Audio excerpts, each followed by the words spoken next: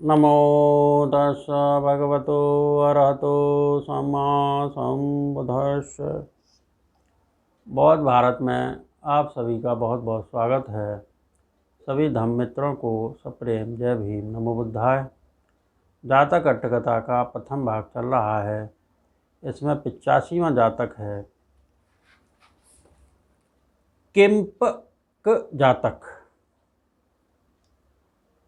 आयति दोषं नाया याति। यह गाथा बुद्ध ने जेतवन में विहरते हुए एक आसक्त चित्त बिच्छू के विषय में कही। वर्तमान कथा। एक कुलपुत्र बुद्ध शासन में अत्यंत श्रद्धा से प्रवज्जित हो एक दिन श्रावस्ती में भिक्षा मांगते हुए एक अलंकृत स्त्री को देखकर आसक्त हो गया। उसके आचार्य उपाध्याय से उसे बुद्ध के पास लाए। बुद्ध ने पूछा, भिक्षु, क्या तू सचमुच उत्कंठित है? उसके सचमुच कहने पर बुद्ध ने कहा, हे भिक्षु, यह 5 कामगुण भोगने के समय सुंदर प्रतीत होते हैं, लेकिन उनका भोगना निरे आदि में उत्पत्ति के कारण होने से वह किंपक फल का उपभोग करने के सदृश है। किंपक फल वर्ण, गंध तथा रस से युक्त होता है, लेकिन खाने पर आंतों को टुकड़े टुकड़े कर प्राणों का नाश कर देता है। पहले बहुत से जन उसके दोष को न जान देख उसके वर्ण, गंध तथा रस में आसक्त हो उस फल को खाकर प्राण हानि उठा बैठे। यह कह पूर्व जन्म की कथा कही। अतीत कथा। पूर्ण समय में वाराणसी में राजा ब्रह्मदत्त के राज करते समय बोधिसत्व सातवाहो 500 गाड़ियों के साथ पूर्व से पश्चिम को जाते हुए एक वन प्रांत के द्वार पर पहुंच मनुष्यों को एकत्र कर, इस वन प्रदेश में विष वृक्ष हैं, मेरे बिना पूछे कोई किसी ऐसे फल को न खाए जिसे उसने पहले न खाया हो, उन्होंने उपदेश दिया।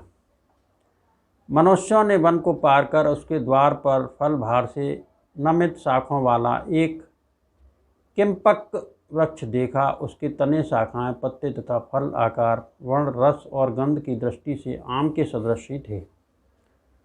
उनमें से कुछ जनों ने वर्ण, गंध, रस की ओर आकृष्ट हो उन्हें आम के फल समझकर खाया। कुछ जन सातवाह से पूछकर खाएंगे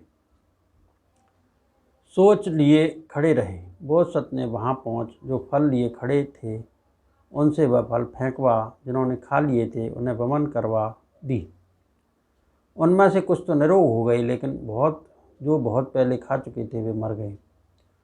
बोधसत्व सकुशल इच्छित स्थान पर पहुंच वहां लाभ प्राप्त कर अपने स्थान पर आदान आदि पुण्य करके कर्मानुसार परलोक गया। शास्त्रा ने वह कथा कह अब सम्मुद्ध हो यह गाथा कही।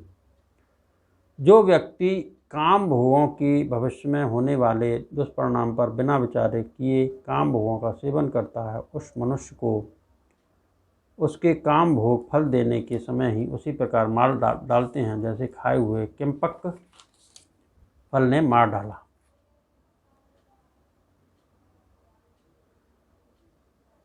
अनागत के दुष्परिणाम को न जानकर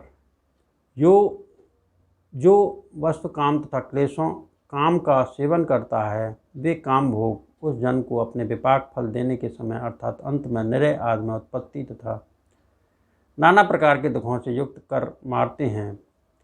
कैसे? जिस प्रकार खाने के समय वर्ण, रस, गंध संपत्ति के कारण रुचिकर किंपक फलं यदि भविष्य का दुष्परिणाम न देखकर खा लिया जाए तो अंत में मार डालता है, प्राणों का नाश कर देता है, इसी प्रकार परिभोग के समय यद्यप काम भोग रुचकर लगते हैं तो भी विपाक देने के समय मार डालते हैं। इस उपदेश को परिणाम संगठन तक पहुंचा, आर्य सत्यों को प्रकाशित किया। आर्य सत्यों के प्रकाशन के अंत में उत्कंठित भिक्षु श्रोतापत्ति फल का लाभी हुआ। शेष परिषद में भी कुछ श्रोतापन्न हुए, कुछ सकृदागामी हुए, कुछ अनागामी, कुछ अरंत हुए। बुद्ध ने यह धर्म देशना कह जातक का सारांश कह दिया। उस समय की परिषद अब की बुद्ध परिषद थी। सातवां व्यापारी दल का सरदार तो मैं ही था। किंपक जातक, इन सत्य वचनों से सबका मंगल हो, सबका भला हो, सबका कल्याण हो, संसार के सारे प्राणी सुखी रहें, सुखी रहें, सुखी रहें। साधु साधु साधु।